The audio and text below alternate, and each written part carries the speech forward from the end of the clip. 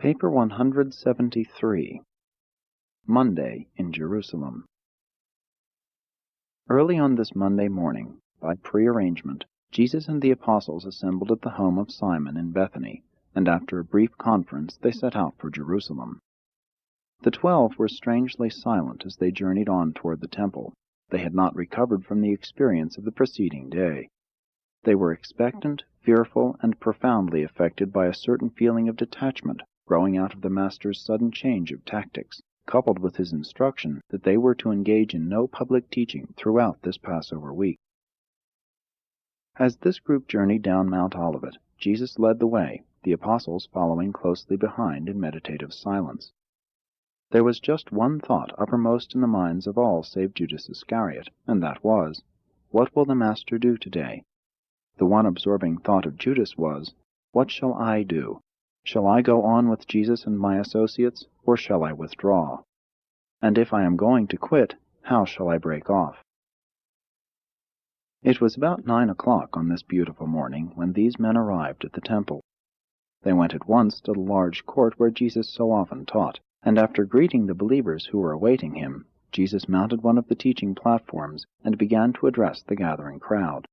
The apostles withdrew for a short distance and awaited developments. 1. Cleansing the temple. A huge commercial traffic had grown up in association with the services and ceremonies of the temple worship. There was the business of providing suitable animals for the various sacrifices. Though it was permissible for a worshipper to provide his own sacrifice, the fact remained that this animal must be free from all blemish in the meaning of the Levitical law, and is interpreted by the official inspectors of the temple. Many a worshipper had experienced the humiliation of having his supposedly perfect animal rejected by the temple examiners. It therefore became the more general practice to purchase sacrificial animals at the temple, and although there were several stations on nearby Olivet where they could be bought, it had become the vogue to buy these animals directly from the temple pens. Gradually there had grown up this custom of selling all kinds of sacrificial animals in the temple courts. An extensive business, in which enormous profits were made, had thus been brought into existence. Part of these gains was reserved for the temple treasury, but the larger part went indirectly into the hands of the ruling high priestly families. This sale of animals in the temple prospered because, when the worshipper purchased such an animal, although the price might be somewhat high, no more fees had to be paid, and he could be sure the intended sacrifice would not be rejected on the ground of possessing real or technical blemishes. At one time or another, systems of exorbitant overcharge were practiced upon the common people, especially during the great national feasts.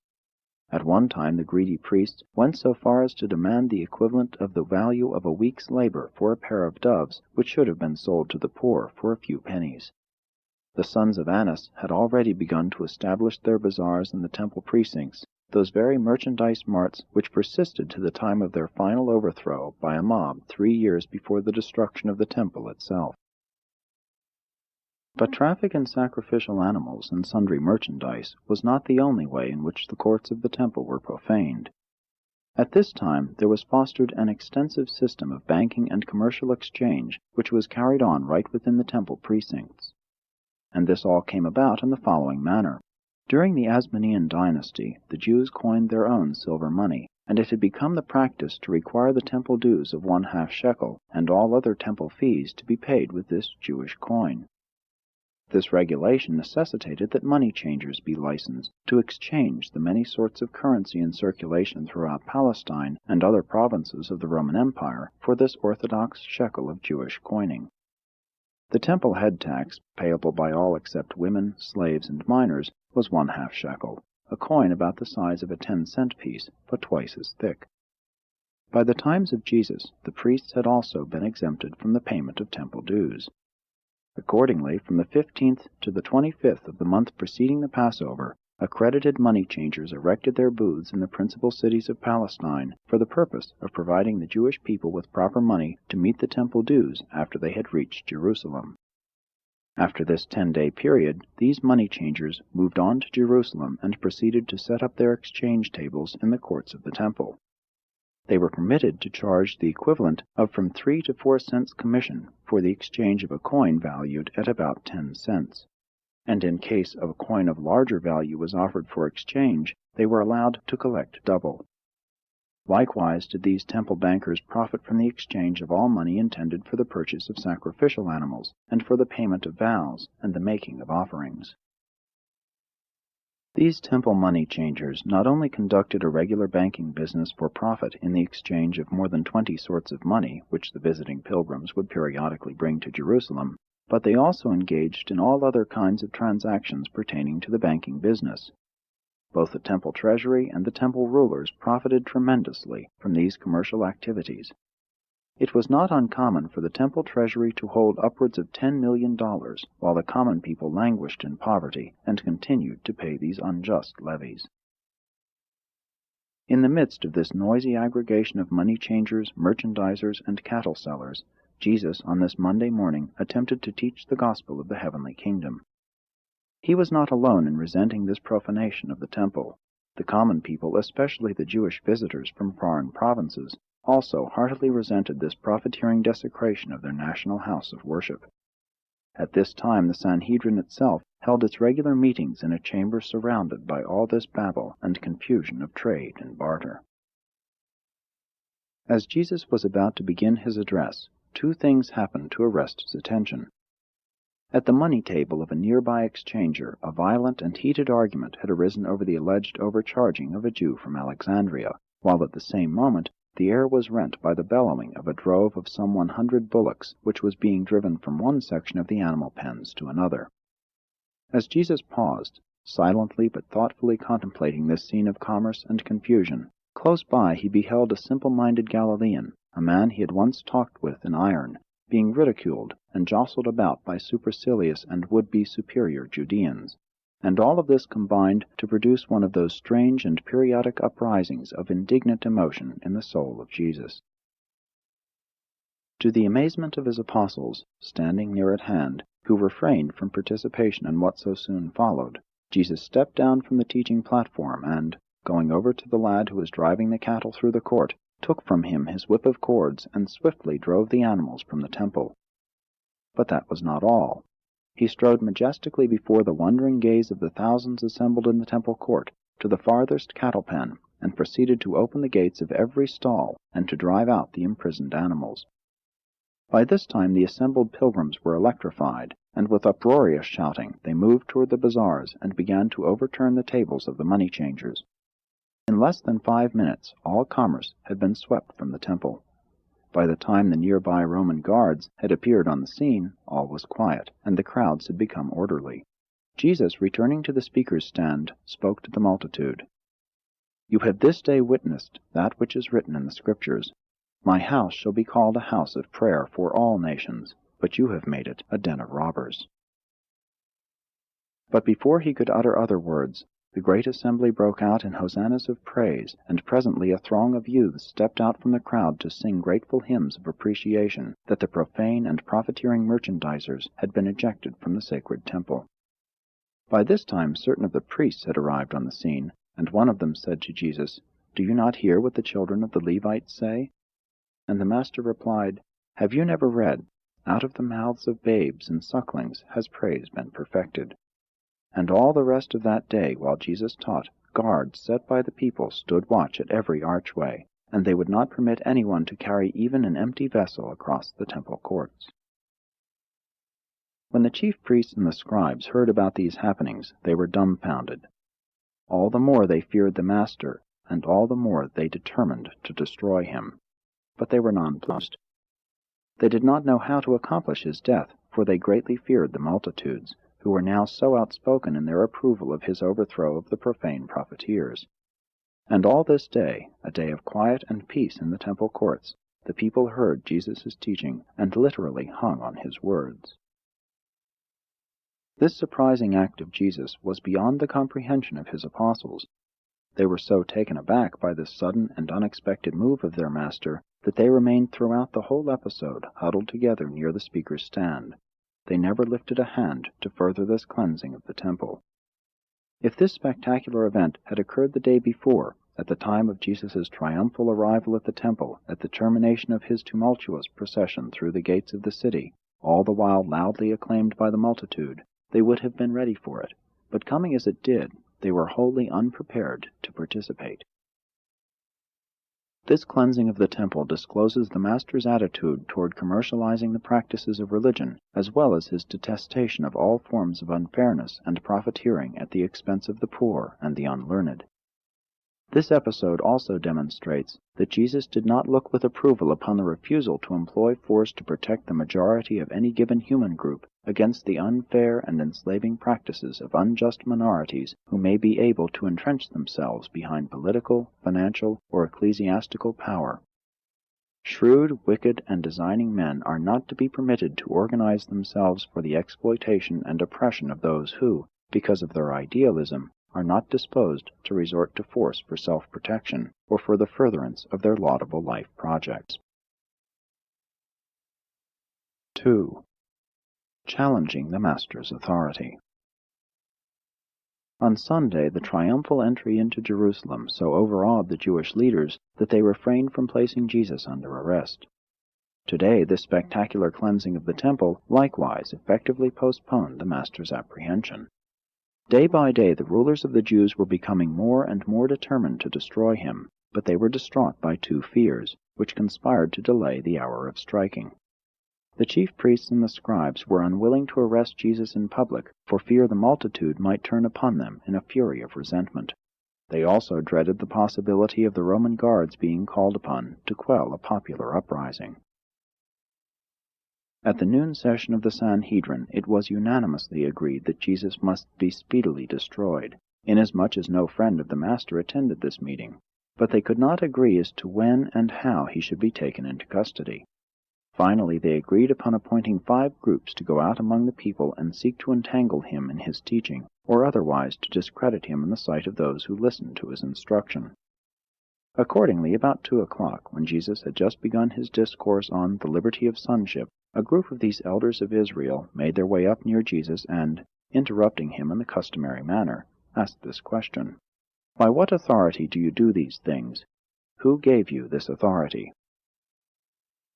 It was altogether proper that the temple rulers and the officers of the Jewish Sanhedrin should ask this question of anyone who presumed to teach and perform in the extraordinary manner which had been characteristic of Jesus, especially as concerned his recent conduct in clearing the temple of all commerce.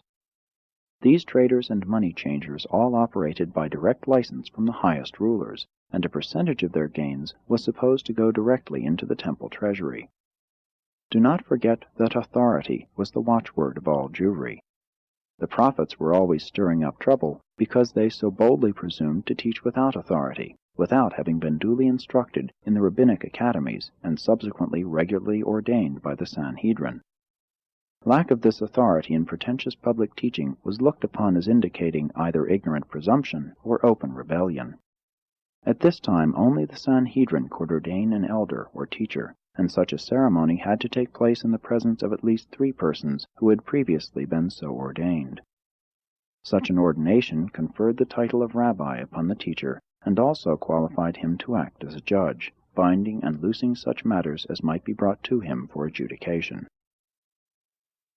The rulers of the temple came before Jesus at this afternoon hour, challenging not only his teaching, but his acts. Jesus well knew that these very men had long publicly taught that his authority for teaching was satanic, and that all his mighty works had been wrought by the power of the prince of devils. Therefore did the Master begin his answer to their question by asking them a counter-question. Said Jesus, "I would also like to ask you one question which, if you will answer me, I likewise will tell you by what authority I do these works. The baptism of John, whence was it? Did John get his authority from heaven or from men?" And when his questioners heard this, they withdrew to one side to take counsel among themselves as to what answer they might give. They had thought to embarrass Jesus before the multitude, but now they found themselves much confused before all who were assembled at that time in the temple court. And their discomfiture was all the more apparent when they returned to Jesus, saying, "Concerning the baptism of John, we cannot answer, we do not know." And they so answered the Master, because they had reasoned among themselves If we shall say, from heaven, then will he say, Why did you not believe him? And perchance will add that he received his authority from John.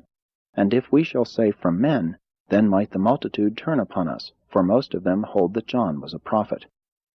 And so they were compelled to come before Jesus and the people, confessing that they, the religious teachers and leaders of Israel, could not, or would not, express an opinion about John's mission.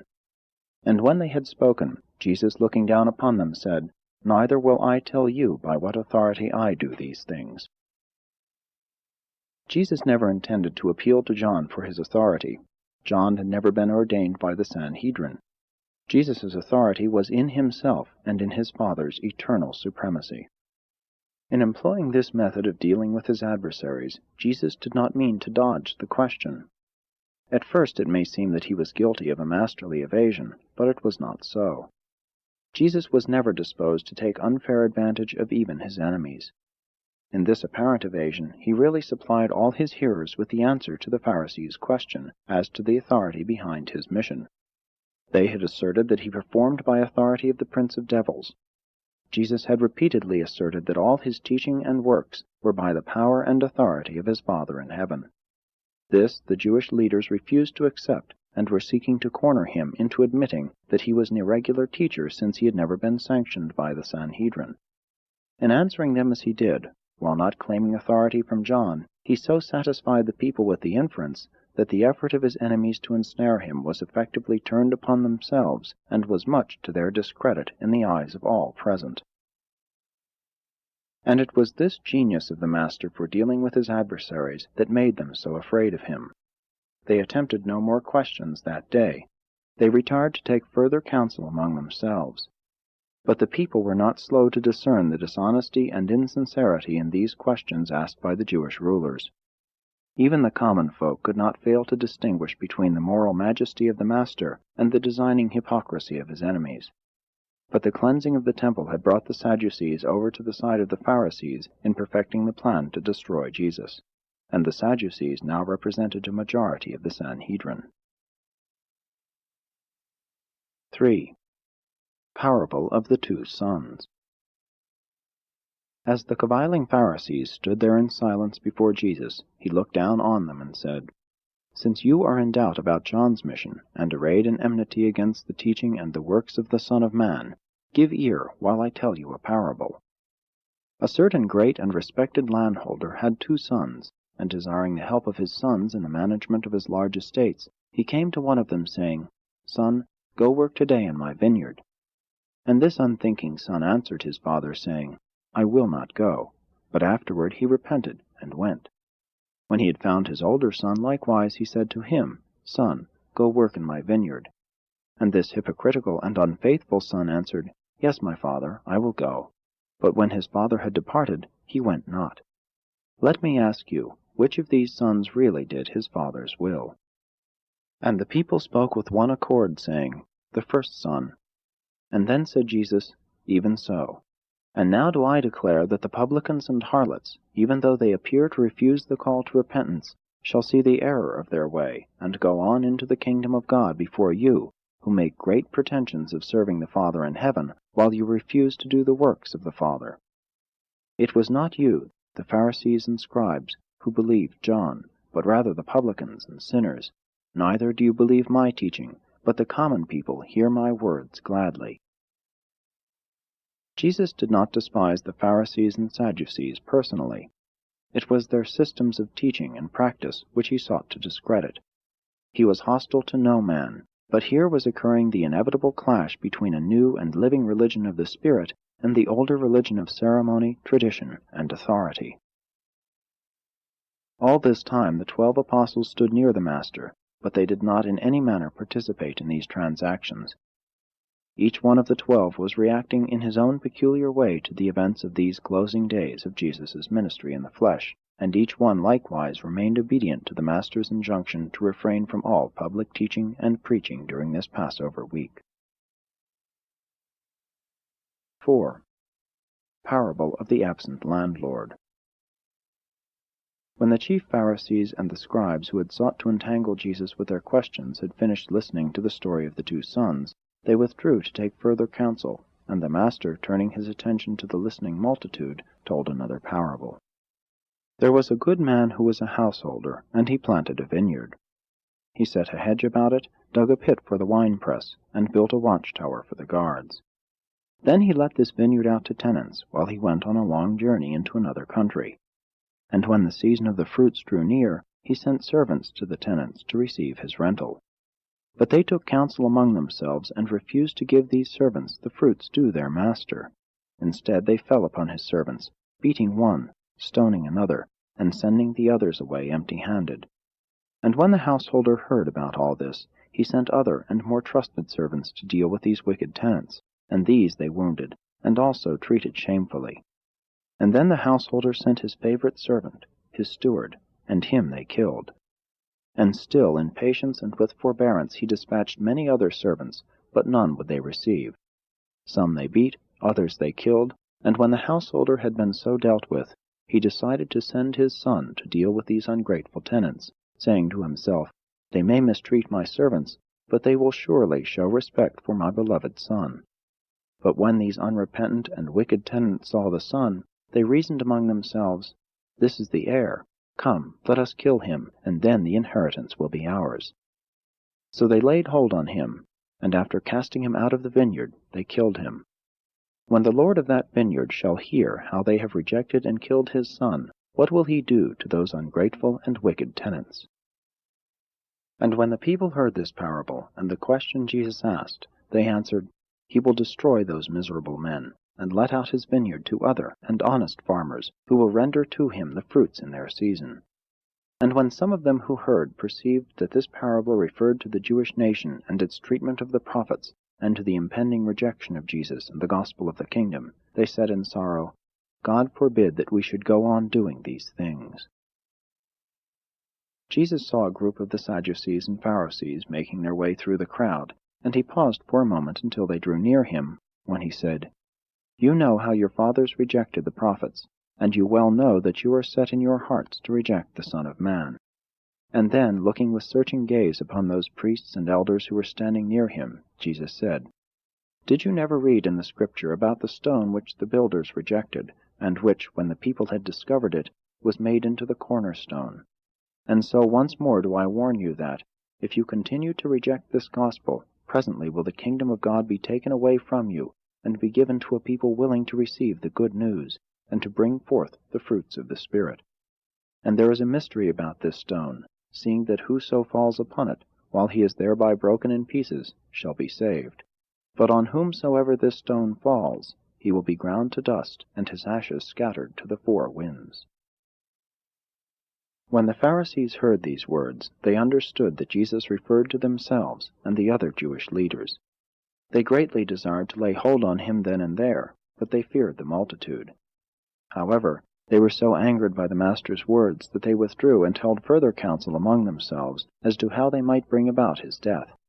And that night both the Sadducees and the Pharisees joined hands in the plan to entrap him the next day. 5.